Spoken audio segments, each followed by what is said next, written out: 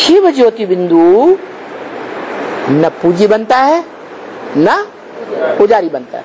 फिर ये शिव के मंदिर में जो शिवलिंग है जो पूजा जाता है और वो उसका जो असली रूप सोमनाथ मंदिर दिखाया गया, उसमें लिंग और ज्योति बिंदु रूप हीरा, वो कौन सी आत्मा की यादगार है?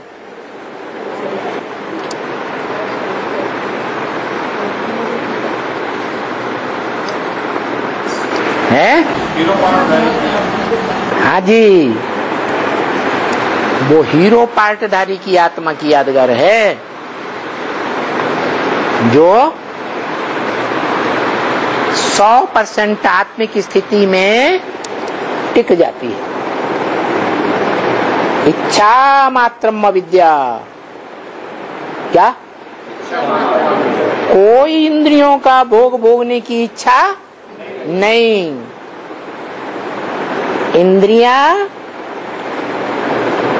इंद्रियों में अपना कर्म भले करें, लेकिन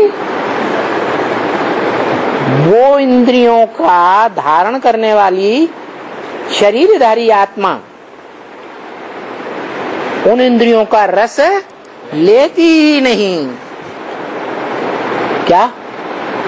इंद्रियों के रस भोगने से अतीत चली जाती है। तो इंद्रियों का रस भोगने से जो अतीत चला जाएगा, पार चला जाएगा, वो कौन सा सुख भोगेगा? अतीन्द्रिय सुख भोगेगा। फिर नंबर 12 है 16,108 गोप गोपियां, जिनके लिए शास्त्रों में गायन है अतीन्द्रिय सुख पूछना हो तो गोप गोपियों से पूछो। दुनिया इस रहस्य को नहीं जानेगी। क्या? कि ये कैसे हो सकता है? कैसे हो सकता है?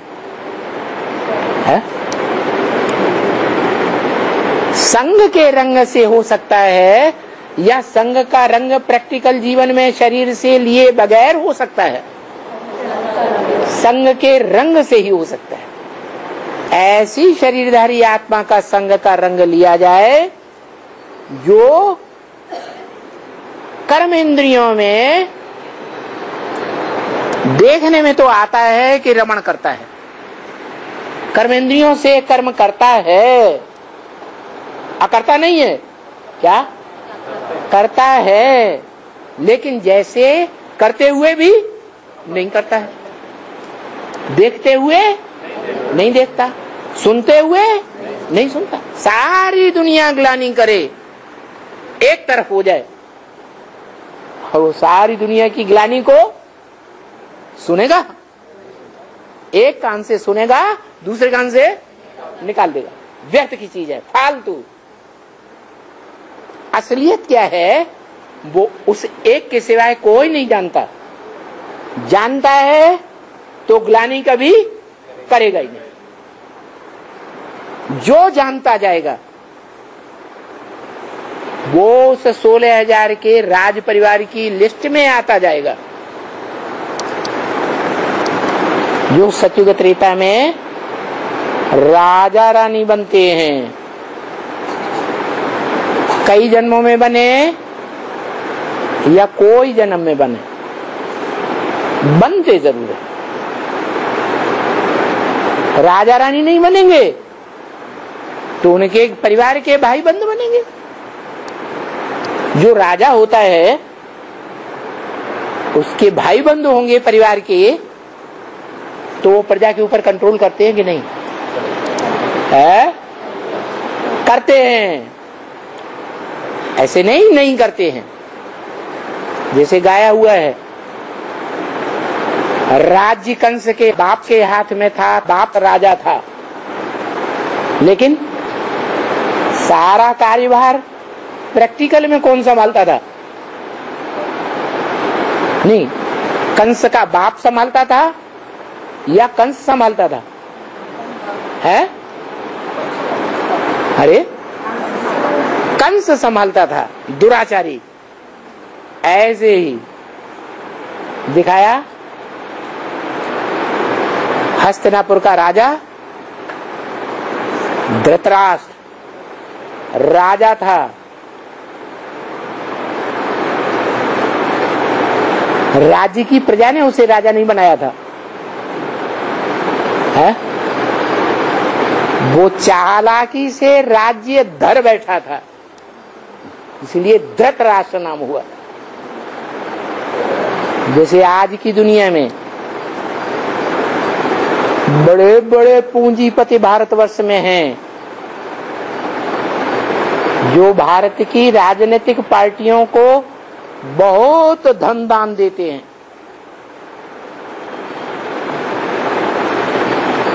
वो ही पार्टियां जीतती हैं जो बहुत बढ़िया प्रचार करती है।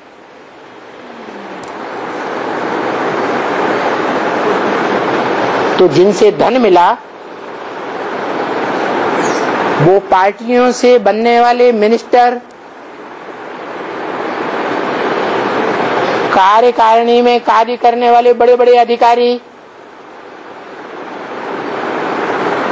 उस धनदाता का लोहा मानेंगे या नहीं मानेंगे?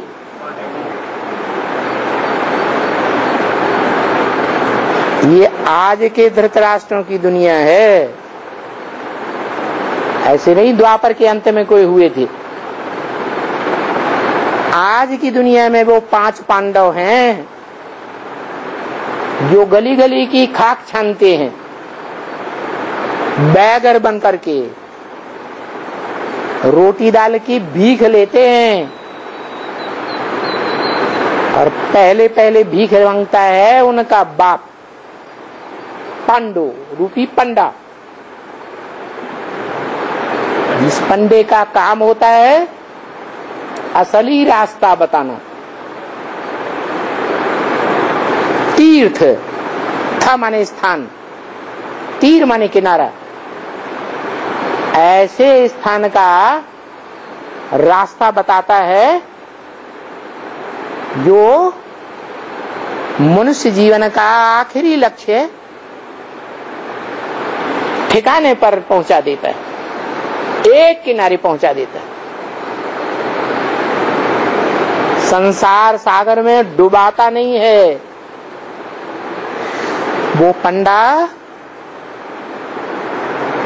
नरक की दुनिया से, नरक का जो इस पार है, तीर है, किनारा है, उस वैतरणी नदी, विषय वैतरणी नदी के उस पार ले जाता है, स्वर्ग में ले जाता है। वो स्वर्ग में ले जाने वाले पंडे की बात बताई क्या है?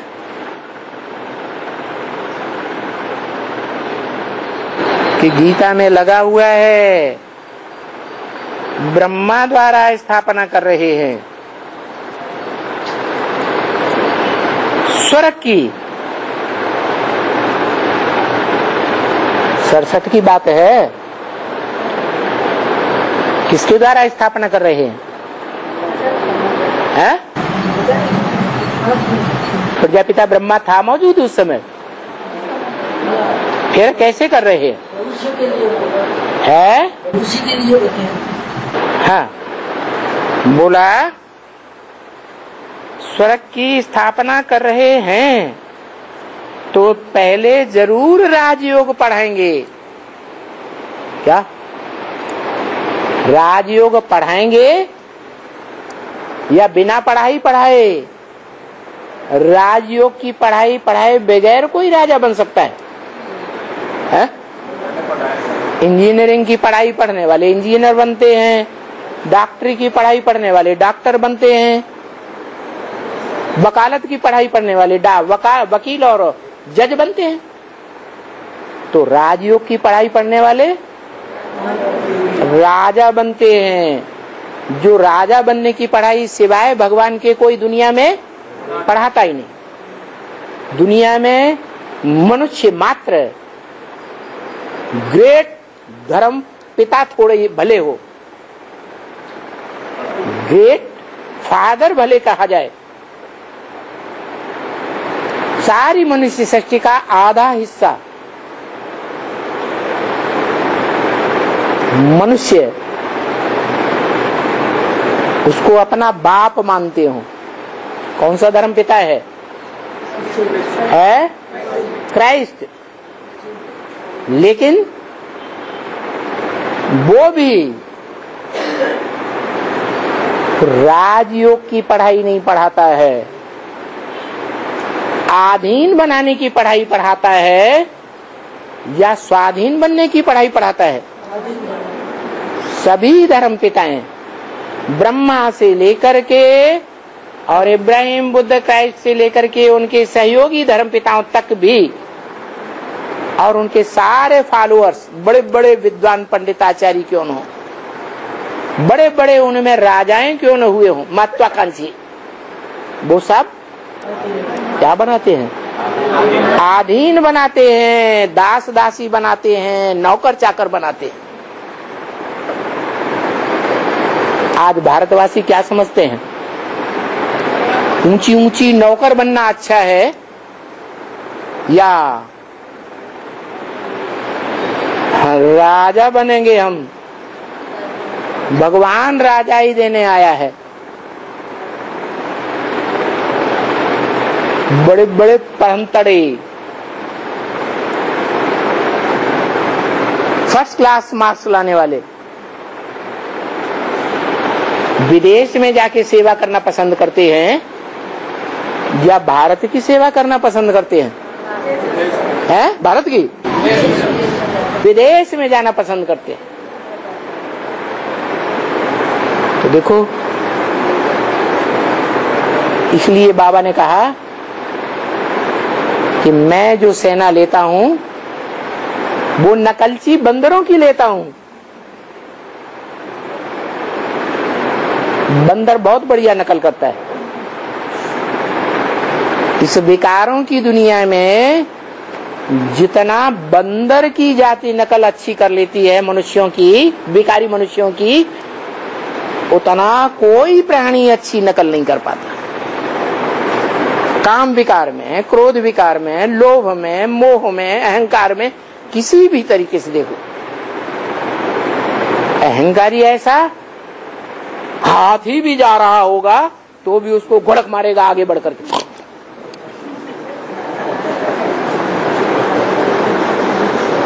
देह अहंकारी है या असलियत है? देह अहंकारी है। हाथी अगर थोड़ा भी मुड़ जाएगा सूंड लपका के तो भाग जाएगा।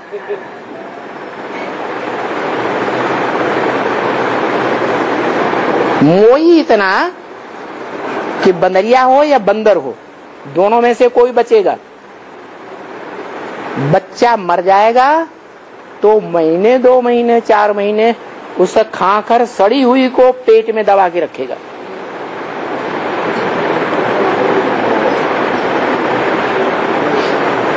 क्रोध ही इतना कि जब क्रोध आएगा तो अपने परिवार के प्राणियों को ही अच्छी तरह से हिंसा करेगा। लोभ ही इतना कि छोटे मुंह की मटकी मिट्टी की, उसमें चना डाल दो भुना हुआ, बंदर आके उसमें हाथ डालेगा, मुट्ठी बांध लेगा, उसकी मोहड़ा छोटा है, वो लिए लिए फिरेगा, मुट्ठी नहीं छोड़ेगा। इतना लोभी और कामी इतना कि मकान की टुंगस पे चढ़ जाएगा बंदरी को लेकर, पेड़ की टुंगस पे चढ़ा जाएगा, वहां जाकर के विकार भोगेगा। उसको कोई शर्म लिहाज नहीं हो सकती।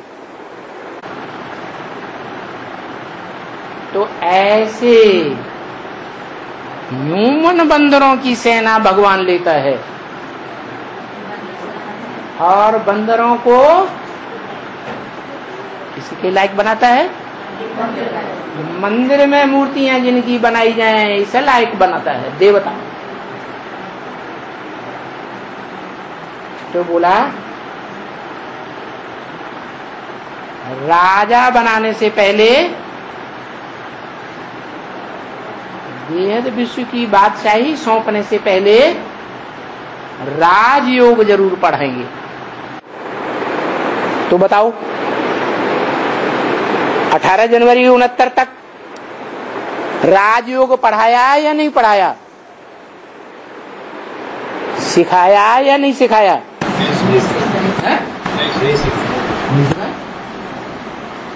नहीं सिखाया।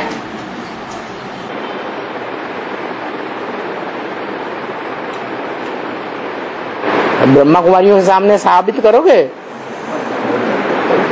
है कि ब्रह्मा बाबा ने राजयोग नहीं सिखाया? अरे कोई साबित करेगा? अरे जब साबित ही नहीं करेंगे तो वो मानेंगे कैसे? और वो ही नहीं मानेंगे जो ब्रह्मा वत्स हैं, ब्रह्मा की वाणी सुनते हैं, सुनाते हैं, तो दुनिया वाले मानेंगे है? तो राजयोग की पढ़ाई पढ़ाने वाला कौन है?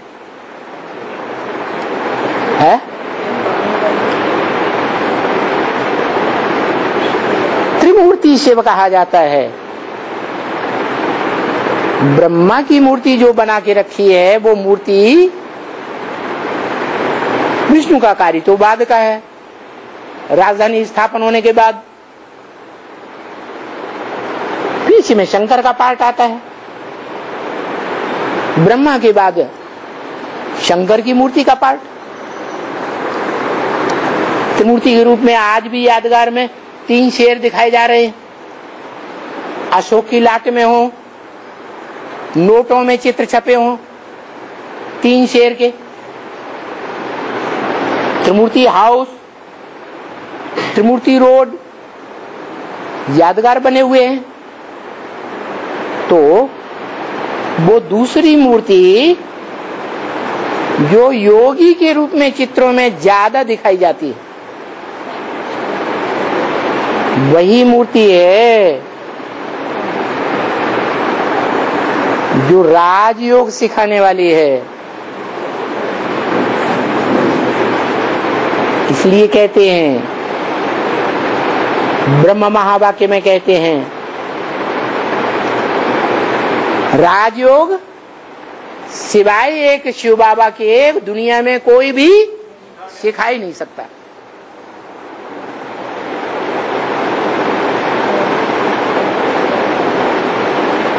चाहे दुनिया में कोई हो,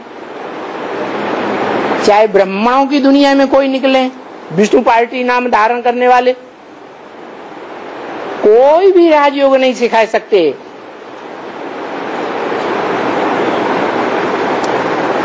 भोगी बनाएंगे लेकिन राजयोगी नहीं बना सकते और पढ़ाई भी नहीं पढ़ा सकते। पहले थ्योरी और फिर अंत में प्रैक्टिकल भी देखा जाता है। तो प्रैक्टिकल में जो पास सो पास, प्रैक्टिकल में फेल तो फेल कहा जाता है। पूरी थ्योरी में कोई पास हो जाए और प्रैक्टिकल में फेल हो जाए तो फेल ही कहा जाएगा। ऐसे बहुत से वकील होते हैं, सालों साल पढ़ाई पढ़ते हैं वकालत की, और प्रैक्टिकल में किसी बड़े वकीलों के नीचे काम करते हैं तो टोटल फेल हो जाते हैं। बाबा कहते कोई कोई वकील 4 आने भी नहीं कमा पाते दिन में, तो फेल हुए या पास हुए? फेल हो गए। ऐसे ही है कि वो स्वर्ग की स्थापना करने वाला बाप अभी वो रास्ता तो बताते हैं, राजयोगी बनने का रास्ता बताते हैं, राजयोग से विश्व की बादशाही लेने का रास्ता बताते हैं। तो हम बाबा बाबा करते रहें कि शिव बाबा से हम वर्षा ले रहे हैं बेहद का, क्योंकि हमारा बेहद का बाबा है। हद का मकीन जमीन जायदाद का वर्षा नहीं ले रहे हैं, बेहद का वर्षा मुक्ति और जीवन मुक्ति का है। और वो वर्षा हमको बड़ा सहज देते हैं। क्या? क्योंकि सहज राजयोग की पढ़ाई है, ये पढ़ाई कठिन राजयोग नहीं है। कहते हैं कि बच्चे मुझे याद करो। क्या कहते हैं? मुझे याद करो। कौन कहते हैं? कौन कहते हैं? कौन सी आत्मा कहती है मुझे याद करो? हाँ? शिव बाबा कहते हैं। उनका रूप क्या है? साकार निराकार। ब्रह्मा के तन में, ब्रह्मा के तन में कौन कहते हैं? हैं? कहते ही हैं कि मुझे याद करो बच्चे, और वर्षे को याद करो। फिर कहते हैं घर को भी याद करो। घर को याद करें, वर्षे को याद करें। मुझे एक को याद करने की बात कहते हैं, तीन को याद करें कि एक को याद करें? अरे तीन नहीं हो गए। घर को याद करो, वर्षे को याद करो। घर है आत्माओं का, आत्मलोक परम धाम। वर्षा है स्वर्ग की बादशाही। और मुझे याद करो, कौन सी आत्मा कहती है?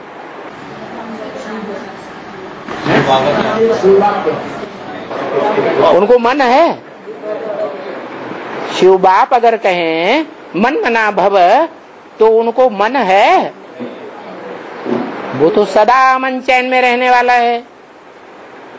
उनको तो मन है ही नहीं जो चलायमान हो। तो कौन कहते हैं मुझे याद करो? जिसमें प्रवेश करते हैं वो हीरो पार्टधारी जब संपन्न बाप समान बनता है तब की बात है। क्या? सारी मनुष्य सृष्टि उस एक को ही याद करेगी। वो एक क्या याद करता होगा? वो एक याद करेगा।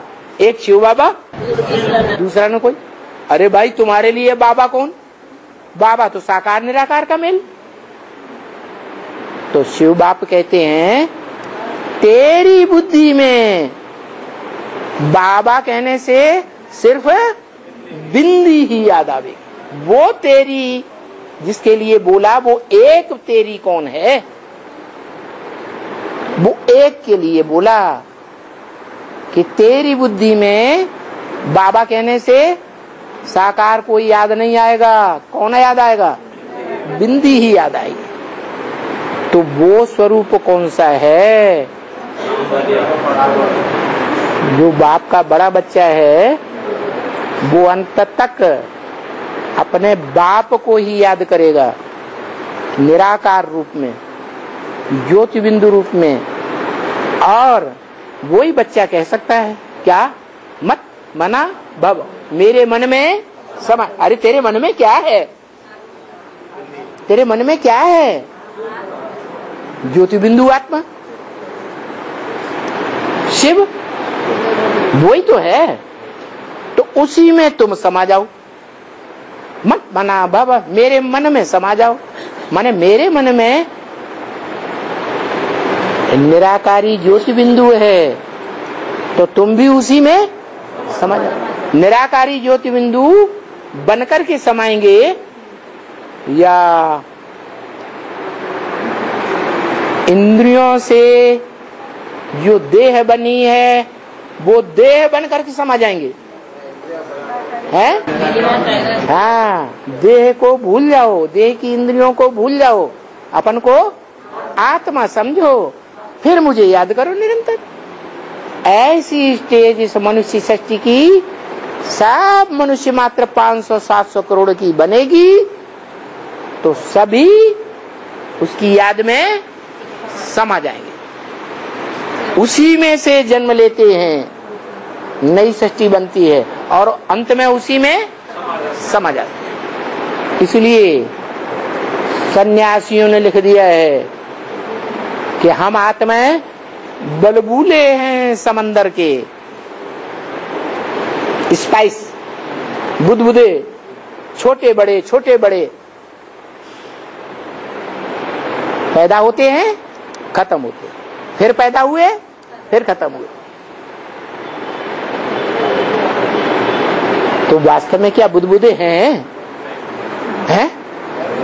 बुदबुदे तो समंदर के जल में समा जाते हैं और उन बुदबुदों में जो पानी का अंश होता है वो खारा ही रह जाता है। क्या बुदबुदे, सारे बुदबुदे इकट्ठे कर दो, पानी बन जाएगा। समंदर का जल भी खारा और बुदबुदों का जल भी खारा। तो क्या आत्मा भगवान से निकलती है, भगवान में समा जाती है तो क्या खारी है? आत्मा खारी है? भगवान खारा है? लेकिन हर आत्मा में अलग अलग संकल्प चलते हैं। 500-700 करोड़ मनुष्य आत्माओं के संकल्प एक ज्योति बिंदु में समा जाएं, उसे कहेंगे मन मना भव। वो एक ज्योति बिंदु आत्मा ही ज्ञान का सागर है। जो ज्ञान का सागर अकेला नहीं है इस सृष्टि पर। क्या अव्यक्त वाणी में भी बोला, ब्रह्मा बाबा ने जब शरीर छोड़ दिया था तब बोला बाप अकेला नहीं है, शक्तियां तो साथ हैं ही। माना शक्ति रूप में जो पांचों तत्वों का बीज रूप सार है वो लिंग जड़ रूप तो साथ है ही है। वो ही माता है, वो ही परम ब्रह्म है जो शास्त्रों में गाया हुआ है। गुरु ब्रह्मा गुरु विष्णु गुरुदेवो महेश्वर गुरु साक्षात परम ब्रह्म तस्मै श्री गुरुवे नमः। वो माता हमारी गुरु है। क्या माता गुरु है या नहीं? तो माता गुरु और जिसे हम भगवान कहते हैं वो गुरु एक ही हुए या अलग अलग हुए? एक ही हुए। दो बातें, जड़ शरीर धरणी, धरणी रूपी माता, मिट्टी का संघात, पत्थर बन जाता है, वो ही पत्थर का लिंग यादगार दिखाया गया। माना वो मनुष्य सृष्टि का बाप कलयुग के अंत में ऐसा जड़त्वमयी आत्मा बनता है जो वैज्ञानिक जड़ बुद्धि मूर्ख बन जाते हैं, अपने को बड़ा बुद्धिमान समझ करके कि हम ऐसी रचना रच सकते हैं सारी दुनिया को विनाश करा देंगे। फिर पछताते हैं। क्या पछताते हैं?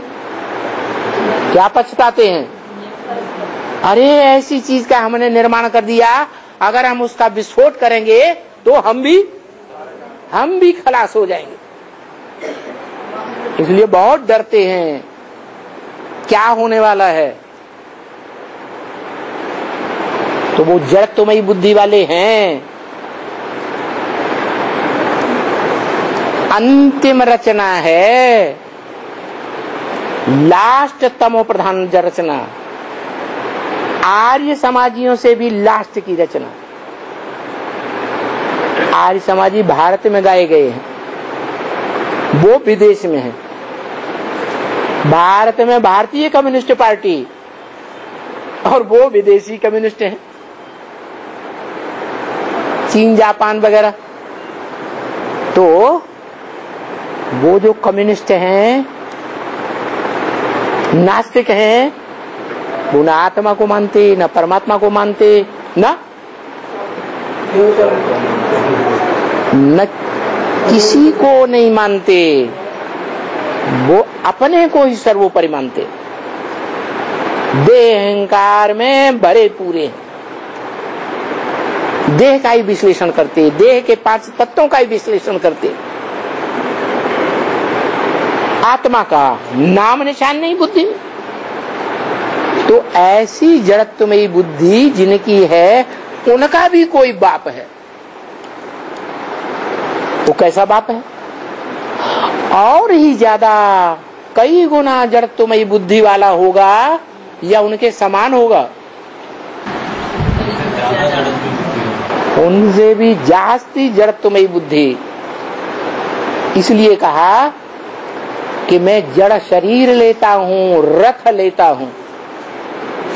क्या ये रथ जो है, यही धर्म क्षेत्र बनाता हूं, कर्म क्षेत्र बनाता हूं, यही यज्ञ कुंड है। क्या सारे संसार का कल्याण करने वाला ये यज्ञ कुंड है चैतन्य में। सारी दुनिया को इसी में अपन को क्या करना है? स्वाहा करना है।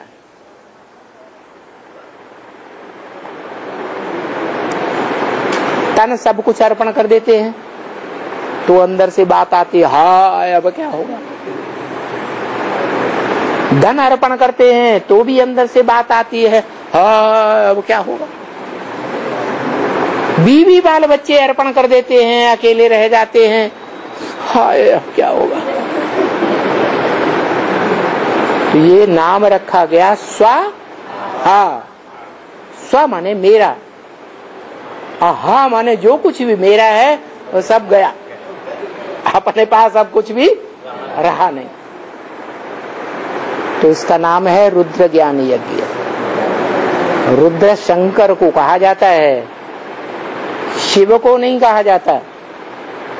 शिव कल्याणकारी है और रुद्र यज्ञ में आखिरी अंजाम क्या होता है? सारी दुनिया स्वाहा हो जाती। तो वो रुद्र है, ऐसा रौद्र रूप धारण करने वाला है जो सारे संसार का विनाश करता साबित हो जाता है। इसलिए बोला राजयोग की पढ़ाई पढ़ाएंगे राजा बनने के लिए, तो क्या करें? बाबा बाबा बाबा कहते रहें। और वो बाबा हमको बहुत सहज वर्षा मुक्ति, जीवन मुक्ति का देते हैं। कहते हैं मुझे याद करो, और वो वर्षा बाप से मिलना ही चाहिए। मनुष्य सृष्टि का बाप है तो क्या देगा? बाप क्या देता है? अरे बाप कुछ देता है या नहीं देता है? वर्षा देता है। तो क्या देता है? वो वर्षा देता है, इसलिए बाप है। वो बाप कैसा जो कोई वर्षा न दे। जबकि हम शिव बाबा के हैं तो हमको वर्षा मिलना चाहिए, परंतु नहीं, अभी हमको नहीं मिल सकता। अभी मिल सकता है? क्यों नहीं मिल सकता? नहीं है, चल रही है। अच्छा, बाप संपन्न है? आप ही संपन्न है। बाप संपन्न हो जाए तो बाकी नंबर बात संपन्न हो जाए। न बाप संपन्न है न हम संपन्न है, तो फिर करें क्या? किस बात का पुरुषार्थ? अरे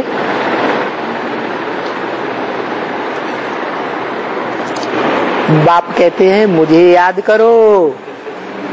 क्या करो? अमृत वेले खास याद करो।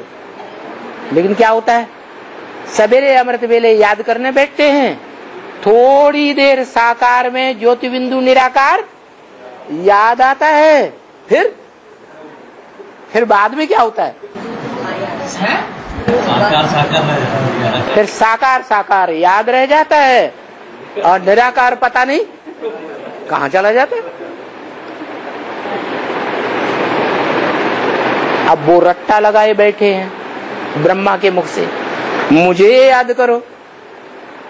तो ऐसा क्यों होता है?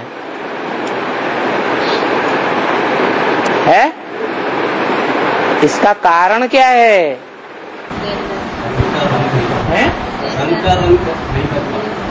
नहीं लग पाता तो लगा दो। हा? नहीं लग पाता तो लगा दो। अरे बुद्धि भागती रहती है, बुद्धि भागती रहती है चारों। बुद्धि भागती रहती है, मन भागता रहता है, तो कंट्रोल नहीं कर पाते। नहीं कर पाते। थोड़ा होता है फिर उठ जाता है, फिर गुम हो जाता है। जब तक मन कंट्रोल होता है, बुद्धि के साथ रहती है, तब तक तो निकाल कर सकते, उसके बाद फिर तो आखिर कोई सीमा है?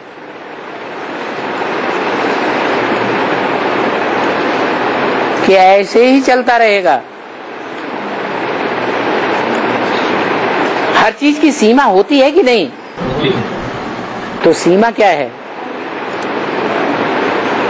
एक की सीमा नहीं है। क्या? सागर की गहराइयों को कोई नहीं नाप सका। नाप सका? नहीं नाप सका। उस सागर की, ज्ञान सागर की सीमा नहीं है, बाकी तो सब की सीमा है। तो वो उस सीमा तक कब पहुंचेंगे? धैर्य धारण करेंगे तब पहुंचेंगे, कि अधीर हो जाएंगे तब पहुंचेंगे? धैर्य धारण करना पड़े, निरंतर अभ्यास में लगे रहना पड़े। माया कितना भी विकराल रूप धारण करे, लेकिन हम धैर्य न छोड़ें, लगे रहें निरंतर। जो निरंतर लगा रहता है उसे हारा हुआ कहेंगे या नहीं कहेंगे? हैं? हारा हुआ नहीं कहेंगे। जब तक लगा हुआ है, लगन लगी हुई है, तो हारा हुआ नहीं है। इसीलिए बाप कहते हैं विजय तुम्हारा जन्म सिद्ध अधिकार है, और अंत में तुम्हारी विजय होनी ही होनी है। बीच में तुमको माया कितने भी लोढ़े अटकाए, अंत में जरूर विजय हो जाएगी। तो अंत के लिए धैर्य धारण करके रखना है, और क्या हिम्मतहीन नहीं बनना है। कहते हैं याद करो तो तुम पवित्र हो जाएंगे। माना गड़बड़ी क्या है? साकार याद रहता है, कोई तो साकार भी याद नहीं रहता। ऐसे भी हैं क्या कंप्लेंट करते हैं, हमको तो न साकार याद आता है न निराकार याद आता है। बहुत से तो कहते हैं हम बिंदी कैसे बने? बिंदी आत्मा अपने स्वरूप की भी याद नहीं रख पाते। तो कहते हैं मुझे याद करो। अभी तो याद का पता चल गया, मैं बाप भी हूँ, टीचर भी हूँ, सदगुरु भी हूँ। तो टीचर का पार्ट बजा रहा है या नहीं बजा रहा है? पता नहीं चला। जब पक्का पता चल गया कि टीचर का भी पार्ट है और बीज बोने वाले बाप का भी वही पार्ट है, तो फिर याद में टिकना चाहिए या नहीं? बाप तो कहते हैं तुम छोटे रूप को याद नहीं कर सकते, अच्छा बड़े रूप को ही याद करो, लिंग साकार को ही याद करो। जब अवस्था डटने लगेगी तो निराकार भी याद आने लगेगा, अभ्यास पक्का हो जाएगा। लेकिन बहुत से कहते हैं हमें निराकार आत्मा ज्योति बिंदु भी नहीं याद आती और शिव बाबा भी नहीं याद आता, चेहरा ही नहीं याद आता। तब क्या करें? है बताया, जितना गुड़ डालेंगे उतना मीठा होगा। क्या?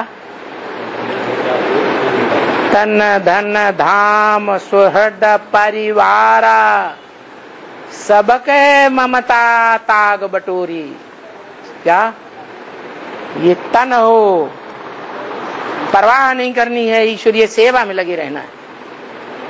धन हो, परवाह नहीं करनी है आगे जिंदगी कैसे चलेगी, पेट पूर्ति कैसे होगी, भूखे तो नहीं मर जाएंगे। धाम, महलमाड़ियां अटारियां बनाए हुए हैं, परवाह नहीं करनी है कि भूकंप आएंगे सब खत्म हो जाएंगे। ईश्वरीय सेवा में लगाते रहो। सुहृद परिवार, जो भी मित्र दोस्त हैं, परिवार के संबंधी हैं, उनकी जितनी भी ताकत मिल सकती है वो सब ईश्वरीय सेवा में झोंकते रहो। जितना लगाएंगे उतना नहीं, उसके कई गुना पाएंगे। क्या? नियम बना हुआ है, गाते आते हैं, बोलते आते हैं, दूसरों को सुनाते आते हैं। क्या क्या सुनाते हैं? जहां हमारा तन होगा वहां हमारा मन होगा। तो देखो हमारा मन किसकी सेवा में जा रहा है 24 घंटे? देखो 24 घंटों में से कितने घंटे हमारा मन कहाँ जा रहा है? जहां जा रहा है ज्यादा उनकी याद आएगी, या जहां अंश मात्र जा रहा है उसकी याद आएगी? 24 घंटे मिलते हैं। समय, आज की दुनिया में समय का बहुत महत्व है।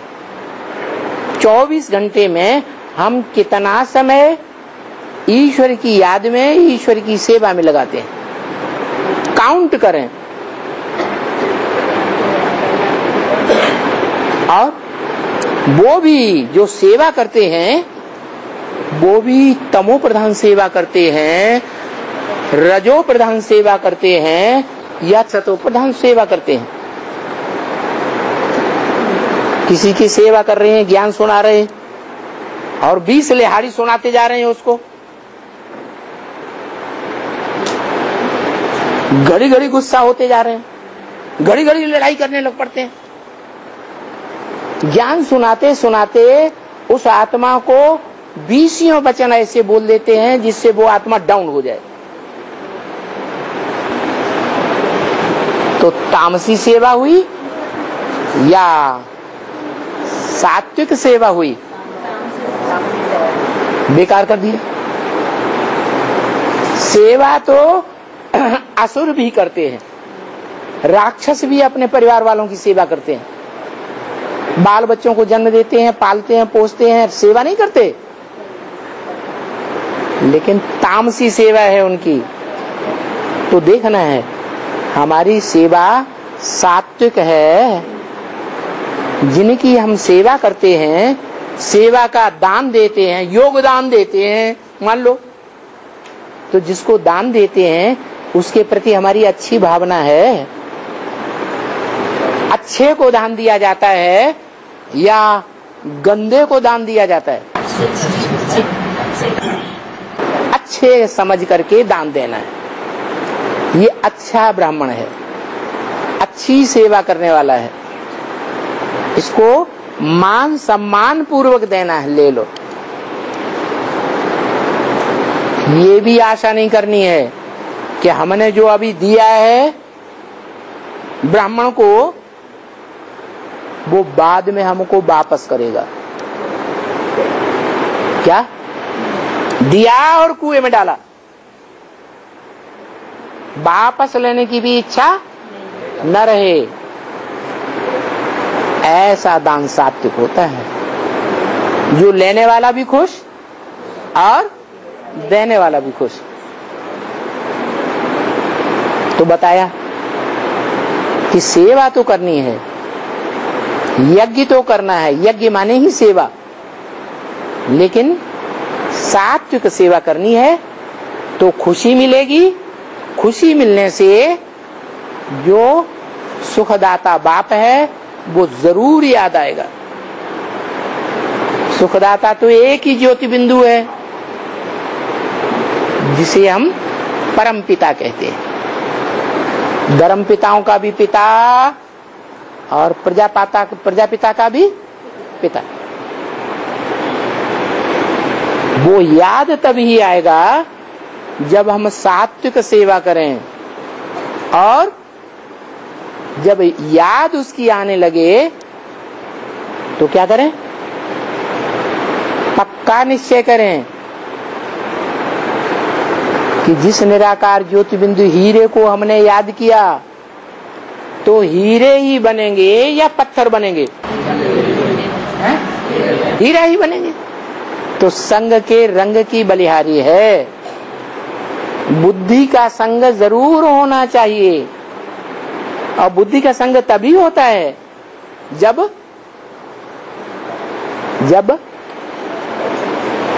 प्रैक्टिकल में अनुभव किया। क्या संग का अनुभव किया हो? संग इंद्रियों के साथ, शरीर के साथ संग होता है, तभी बुद्धि में याद आता है। या संग का अनुभव किया ही नहीं, रसगुल्ला खाया ही नहीं, देखा भी नहीं, सूंघा भी नहीं, और याद आएगा? नहीं याद आएगा। और ईश्वरीय सेवा ऐसी चीज है कि हम ईश्वरीय सेवा करेंगे, यज्ञ में सेवा करेंगे, तो सेवा करने से जो यज्ञ पिता है, दुकान का मालिक है, सृष्टि का मालिक है, वो हमसे ज्यादा खुश होगा या दुखी होगा?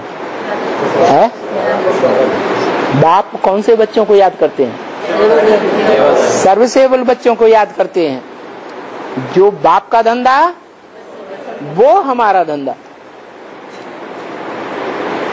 अब देखें कि हम कौन सा धंधा करते हैं। तो घड़ी घड़ी याद करना है। कहते हैं घड़ी घड़ी याद करना है, ये भी बताते हैं कि संग का रंग लगता है, तो क्या करें? है तन से, धन से, समय से, संपर्क से, संबंधियों से जो भी ताकत हमारी है, सारी ताकत लगा करके हम संग करेंगे तो बुद्धि में उसकी याद जरूर आएगी। और संग करेंगे तो साबित कैसे होगा हमने संग किया है? संग करेंगे तो चढ़ती कला होगी या उतरती कला होगी? चढ़ती कला तेरे बहाने सर्व का भला। हमारी चढ़ती कला हो रही है, इसका मतलब है कि हमारी सेवा से वो संतुष्ट है। संतुष्ट है तो सेवा हमारी सच्ची और याद भी हमारी सच्ची। जिसकी सेवा की जाती है वो याद जरूर आता है। राष्ट्रपति की सेवा करने वाला, प्रधानमंत्री की सेवा करने वाला सेवक, उसे याद नहीं आएगा? प्रधानमंत्री और राष्ट्रपति याद नहीं आएगा? याद आएगा। हम भी अगर ईश्वरी सेवा करेंगे, ईश्वर को पहचान कर, पक्का करके, निश्चय बुद्धि हो करके, तो हमें संग का रंग जरूर लगेगा। तो वो याद करने की स्थिति बनाना निरंतर, इसी बात में मेहनत है। क्या पढ़ाई में कोई मेहनत नहीं है? तो कोई को भी ये समझाते हैं बच्चे ढिंडोरा पीटना ही है, कोई माने या न माने। क्या ढिंडोरा पीटना है? संदेश देने का। क्या ढिंडोरा? नई दुनिया आने वाली है, इस पुरानी दुनिया का विनाश सामने खड़ा है। महाभारी महाभारत लड़ाई सामने खड़ी है और ये दोनों काम कराने के लिए भगवान इस सृष्टि पर गुप्त रूप में आया हुआ है। उस गुप्त रूप को जो पहचानेगा वो ज्ञानी है सच्चा। कहते हैं ऋषि मुनि बड़े ज्ञानी थे। क्यों ज्ञानी कहा जाते? सितारों को देख करके ये जान लेते कि इतने घंटे के बाद, इतने मिनट के बाद सूर्योदय इस दिशा से होने वाला है। सितारों की गणना से जानते कि नहीं जानते हैं? तो हम भी सितारे हैं, हमारे साथी भी सितारे हैं, उनकी सेवा भी हमें पता है। हम अपनी सेवा को भी जानते हैं, साथियों की भी सेवा को जानते हैं, हम किस स्टेज पर हैं ये भी जानते हैं। नारायण का पार्ट बजाने वाली आत्मा होगा तो वो जानती नहीं होगी कि मेरा नारायण का पार्ट है। वो साथियों को नहीं जानती होगी कि मेरे राज्य में साथियों की शूटिंग करने वाले इस समय कौन कौन है, जो विशेष सहयोगी हैं। ये बात दूसरी है कि समय की शूटिंग के अनुसार तामसी शूटिंग बजा रहे हैं या सात्विक शूटिंग बजा रहे हैं, ये भी देखना है कि नहीं। शिव बाबा कहते हैं मैं बच्चों के सात्विक रूप को देखता हूं, वर्तमान तामसी रूप को नहीं देखता, क्योंकि जानता हूं दुनिया की हर चीज 4 अवस्थाओं से पसार होती है, तो शूटिंग पीरियड भी 4 अवस्थाओं से पसार होता है। तो ढिंडोरा पीटना है संदेश देने का, कोई माने या ना माने, ये आगे भी हुआ है ढिंडोरा पीटने का काम यज्ञ के आदि में। तो निमंत्रण देना है और बाबा बाबा करके बहुत मीठे मीठे अक्षरों में निमंत्रण देना है। ये नहीं लड़ाई करके चले आओ। आओगे कि नहीं आओगे? नहीं आओगे तुम्हारा नुकसान होगा, तुम नरक में जाओगे। तो ये मीठे मीठे वचन हुए, तो बहुत मीठा अक्षर है बाबा। हम भी शिव बाबा से अभी सुख और शांति का वर्षा ले रहे हैं। वो ही कह पाएगा जिनको संदेश देता है उनके सामने सुख शांति में रहना महसूस करता होगा। जिनको संदेश देते हैं वो दुखी और अशांत हमको देखते हैं, लड़ाई झगड़ा करते हुए रोज देखते हैं, तो मानेंगे? हैं? नहीं मानेंगे। ओम शांति।